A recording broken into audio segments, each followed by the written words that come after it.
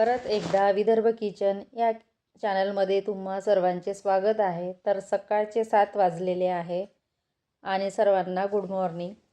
तर इथे बाहेरचं वातावरण बघा छान आहे, पण थंडी तशीच आहे. आणि आता कसं आहे, थंडी तर वाढलेलीच आहे, पण हवा असली की जास्तच थंडी जाणवते. तर ते दार मी बंदच ठेवते सकाळी, पण कामं असली तर ते ओपन करावंच लागतं आणि त्या साईडनी जास्त हवा येते. नंतर इकडे पुढे आली आणि पुढे मला हे झाडायचं होतं. तर या साईडनं पण हे रोज झाडून घेत असते मी आणि पाणी शिंपते. आणि इकडे बघा छान अशी हिरवे झाडं दिसले की असं वाटते की 10-15 मिनटं इथेच थांबावं. 10-15 मिनटं थांबायचं म्हटलं तर इकडे आपल्या कामाला लेट होतो.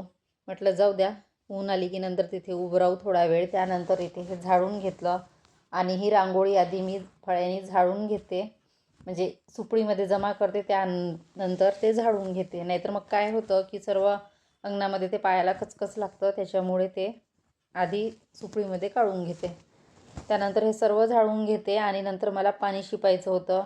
आज म्हटलं रविवार आहे तर थोडा कंटाळाच केला आणि असं वाटलं की आज नको पाणी शिंपायला, कारण थंडीमुळे मग ते लवकर सुकत नाही. पण म्हटलं जाऊ द्या. मग परत विचार केला की नाही, पाणी शिंपायचं, कारण एखादं जरी काम आपलं अपूर्ण राहिलं तर ते आपल्यालाच चुकल्यासारखं होते. नंतर झाडून घेतलं आणि पाणी पण शिंपलं. म्हटलं जाऊ द्या, लेट सुकेल ते, कारण लवकर जर शिंपलं तर लवकर सुकून जातं. नाहीतर मग कसं तिथून जाणं येणं केलं की सगळे पाय होतात आणि मेन म्हणजे ते गार लागतं पायाला, बाकी काही नाही. तर असो, सगळं पाणी शिंपलं आणि नंतर ते झाडूनी पाणी काढून घेतलं, म्हणजे लवकर सुकून जाईल या उद्देशाने. आणि रविवार असो की कुठलाही वार असो, आपल्या गृहिणीचे कामे काही संपत नाही आणि ती लागलेलीच आहे. असं येतो एखाद्या दिवशी कंटाळा, पण कंटाळा करून तर चालत नाही. आताही केलं नंतरही केलं तरी आपल्याला ते करणेच आहे. तर असो, त्यानंतर हे जे झाड मी ऑनलाईन मागवलेलं होतं, पण काय कुणास ठाऊक ते जास्त वाढतच नाही आहे. जेवढं आहे तेवढंच आहे आणि हिरवंच आहे. आता बघू, दुसऱ्या कुंडीमध्ये परत माती आणून त्याच्यामध्ये ते मी लावणार आहे. त्यानंतर इथे गहू मला ठेवायचे होते, कारण 2 ते 3 दिवस ते गहू वाळवले मी. त्यामध्ये सोंडे झालेले होते, आता छान वाढले ते. म्हटलं याच्यामध्ये भरून ठेवूया. त्यानंतरच ही रूम झाडायची होती आणि सगळं व्यवस्थित ठेवलं तरच ते झाडायला बरं वाटतं. तर हे गहू सर्व याच्यामध्ये ठेवले आणि यामध्ये मी मिठाच्या पुड्या बांधून ठेवलेल्या आहे एका कापडामध्ये. आमच्या शेजारी आहेत, त्यांनी सांगितलं की मिठाच्या छोट्या छोट्या पोळ्या करा, 8 ते 10, आणि त्या ठेवा, त्याच्यामुळे त्यामध्ये सोंडे किंवा अळी होणार नाही. म्हटलं ठीक आहे, ते करून बघू. कारण कडुलिंबाचा पाला ठेवायचा म्हटलं तर मग ते दळण आणताना खूप त्याचे बारीक चुरा होतो आणि मग ते असं खूप त्यामध्ये कळवटपणा येतो, म्हणून मग मी तो काही ठेवला नाही. म्हटलं हा उपाय ठीक आहे, आपल्याकडे घरगुती काही हे नसते, मीठ वगैरे असलं की पोळ्या बांधून ठेवायच्या होत्या, म्हणून मग मी तो उपाय केला. आणि त्यानंतर रूम झाडायला घेतली, कारण ह्या किचनमध्ये तर पसारा सकाळी उठलं की पसारा असतो. रात्री किती आवरलं तरी तो सकाळी होतोच. कारण काय आहे की माझी मुलगी सकाळी 4लाच जाते, ती आणि तिचे बाबा, त्यामुळे सकाळी त्यांचा चहा वगैरे होतो आणि ती काही तिचं प्रोटीन वगैरे करते किंवा फ्रूट्स कट करते, त्याच्यामुळे मग ती काही इतकं उचलत नाही. तर मग ही रूम मला सकाळी व्यवस्थित आवरावी लागते. त्यानंतर इथे चहा करायचा होता, तर म्हटलं चला चहा करून घेऊया. त्याआधी इथे थोडा कापड घेतला, पुसून घेतलं ते, कारण ते सवय झालेली असली आपल्याला प्रत्येक कामाची, तर ते केलं तरच बरं वाटतं. आणि मी रोज सकाळी एकदा कापड घेत असते. त्यानंतर इथे माठाखाली पाणी सांडलेलं होतं, ते पण पुसून घेतलं. आणि थंडीच्या दिवसामध्ये थोडं जरी पाणी सांडलं तर असं थंडावा वाटतो. त्यापेक्षा जेवढी रूम कोरडी राहील तेवढं आपल्याला बरं वाटतं. आणि थंडी वाढली की मग पायाचा इतका त्रास होतो, कारण पाय दुखण्याचा त्रास मला आता 2 ते 3 दिवस झाले होत आहे. थोडं उन्हात असलं की बरं वाटतं, पण ते थंडीमुळे होत असेल. पण तेही आपल्याला दुर्लक्ष करून कामही लागावंच लागतं, कारण दुखणं घेऊन बसलं तर कामं होणार नाही, असं असतं ना ते, त्याच्यामुळे. त्यानंतर इथे चहा करायचा होता, तर थोडंसं तुम्हाला अंधूक वाटेल, तो थोडा कॅमेऱ्याचा प्रॉब्लेम आहे, तर त्यामुळे तो वाटतो. त्यानंतर इथे मी चहा केलेली आहे आणि कोरी चहा घेते मी, कारण ॲसिडिटीचा त्रास आहे, त्याच्यामुळे मग सकाळी सकाळी छान कोरी चहा घेते. आणि गरम चहा असली तर थोडं बरं वाटते, कारण थंडीच्या दिवसामध्ये कसं सर्दी खोकला काही ना काही सुरू असतेच. त्यानंतर चहा घेतला आणि इथे नाश्त्याची तयारी. तर नाश्त्यामध्ये करायचे होते आज काकडीचे थालीपीठ. आणि फ्रीजमध्ये ठेवल्यामुळे काकडी इतकी थंड आलेली आहे. आता विचार करते की फ्रीज बंदच ठेवायचा रात्रीचा, रोज विचार करते आणि मग ते लक्षात राहतच नाही. मग मग काय करते, दिवसभर फ्रीज मी बंद ठेवते आणि रात्रीचा राहते कधी सुरू किंवा कधी बंद ठेवते. कारण थंडीच तशी आहे की आता फ्रीजची पण गरज वाटत नाही एवढी. त्यानंतर इथे काकडी वगैरे किसून घेतली. यामध्ये बेसन, कणिक आणि थालीपीठ म्हणा किंवा पराठे म्हणा करायचं असलं तर थोडा वेळ जातोच.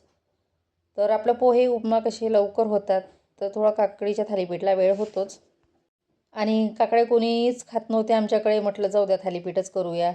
आणि थंडीच्या दिवसामध्ये तर सहसा मी काकडी खात नाही किंवा मुलगीही खात नाही किंवा तिचे बाबाही खात नाही. त्याच्यामुळे मग थालीपीठच करत असते.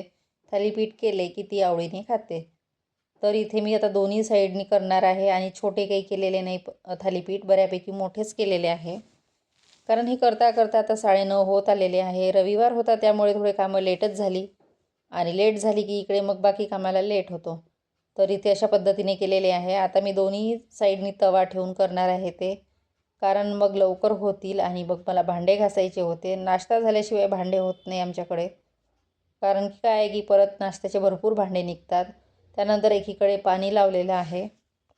आता हे पाण्याची बकेट मला किचनमध्ये यासाठी लावावी लागली, कारण तिकडे बाथरूममधला जो प्लग आहे तो बिघडलेला आहे. त्याच्यामुळे मग ते पाणी मी इकडेच लावते आणि पुढच्या रूममध्ये बाकी मोबाईल वगैरे चार्जिंगला होता, त्यामुळे मग इकडेच एक साईडला लावत असते. त्यानंतर इथे सर्व भांडे बाहेर नेऊन ठेवले. गॅस ओटा क्लीन करायचा होता. किचन आवरली की मग बाकीचे कामं. आणि ह्या ओट्यावर तर आता इतकं सामान झालेलं आहे, कितीही उचललं तरी ते होतंच. आणि काही ना काही असतंच ते. आपण म्हटलं कमी ठेवायचं तरी ते वाळतंच. तर असो. त्यानंतर इथे बघू शकता हे लसूण आणलेलं आहे. मागे मी 4 महिन्याआधी 5 किलो आणलेलं होतं. साधारणतः जून किंवा जुलै महिन्यामध्ये आणलं असेल, तर ते मला आत्तापर्यंत पुरलं. नंतर मग आत्ता परत 2-3 किलो आणलेलं आहे. आणि त्यानंतर सर्व कामे आटोपलेली आहे. इकडे मुलगी टी व्ही बघत आहे आणि बाहेर कपडे वगैरे वाळत घातलेले आहे. आता करायचा होता स्वयंपाक. तर स्वयंपाक आज लेटच होणार आहे. थोडा वेळ म्हटलं उन्हात बसूया. उन्हामध्ये बसली. त्यानंतर इथे पूजा वगैरे केली. आता 1 वाजलेला आहे आणि म्हटलं देवपूजा आटपून घेऊ, त्यानंतर स्वयंपाक करू. मला देवपूजा करायला थोडा निवांत वेळ पाहिजे असतो. आपले 15-20 मिनटं तरी पाहिजे. तर बरं वाटतं ते. कारण पूजेमध्ये जर थोडा वेळ घातला की तेवढंच मला बरं वाटते. आणि त्यानंतर इथे स्वयंपाकाची तयारी. तर स्वयंपाकामध्ये जास्त काही नाही. आज आलू वांग्याची भाजी आणि भाकरीच करणार आहे. कारण रात्रीची शेंगदाण्याची भाजी होती. सोबतच भात केलेला होता आणि काकडीचे थालीपीठ पण होते. आणि कसं होतं एखाद्या दिवशी खूप काही खायला असतं. एखाद्या दिवशी कंटाळा केला नाश्ता करायचा आणि म्हटलं बाहेरून आणा, तर मग आमच्याकडे असं असतं की ज्या दिवशी नाश्ता मी करायचा कंटाळा केला त्या दिवशी बाहेरून पण नाश्ता येत नाही. आणि ज्या दिवशी मी घरी काही विशेष बनवलं जसं की आप्पे, इडली, तर त्या दिवशी हमखास बाहेरून नाश्ता येतो, असं होतं. तर आज सकाळी मी साबुदाण्याची उसळ पण केलेली होती. नंतर काकडीचे थालीपीठ पण केलेले होते.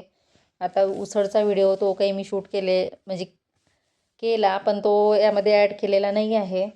आणि त्यानंतर परत स्वयंपाक पण केलेला दुपारी. तर सकाळी नाश्त्यामध्ये पालक वडे आणलेले होते. तर असं आज एखाद्या दिवशी भरपूर काही खायला असतं, नाहीतर मग एखाद्या दिवशी कधी-कधी नसते. असं होत असते, कधी कंटाळा केला की होतं. त्यानंतर इथे भाजी फोडणी घातलेली आहे. भाजी आता 2 भाकरी करणार आहे आणि मुलगी ती थालीपीठ खाईल, त्याच्यामुळे काही चपात्या करायचं काम नव्हतं. भाकर तर ती खात नाही. मनात आलं तर खाते, नाही तर खात नाही. आणि यावेळेस छान पीठ दळून दिलं. भाकरी पण छान आलेल्या. त्यानंतर इथे देवाला नैवेद्य वगैरे दाखवला आणि नंतर इथे ती पपई खात होती. चला मग भेटूया नेक्स्ट व्हिडिओमध्ये. तोपर्यंत बाय बाय.